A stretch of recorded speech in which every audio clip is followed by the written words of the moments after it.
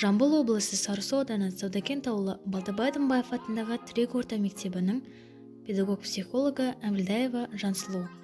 Құрметті оқушылар, мен сіздерге санаңызды сергітетін логикалық сұрақтар бергім келіп отыр. Бірінші тапсырма. Барлығы 5 терек. 5 теректе 5 алма. Барлығы неше алма?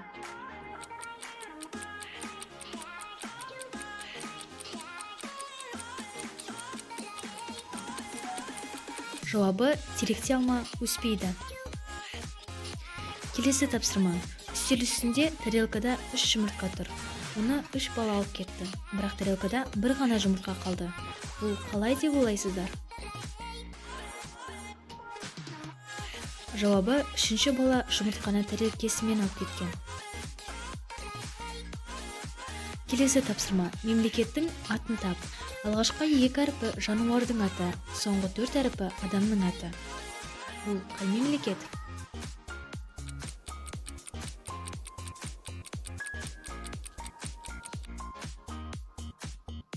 Жауабы: Италия. Келесі тапсырма. Ағашта 10 қарға отыр. Аңшы біреуін атып өлтірді. Ағашта қанша қарға қалды?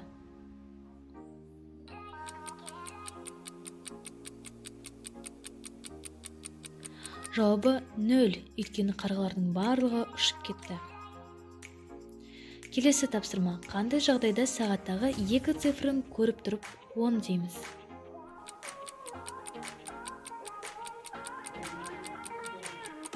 Жауабы: сағатқа қараған кезде тілі 2-ге келіп тұрғанда 10 минут кеткенін айтамыз. Оқушылар, бүгінгі берілген логикалық сұрақтар ұнады ма?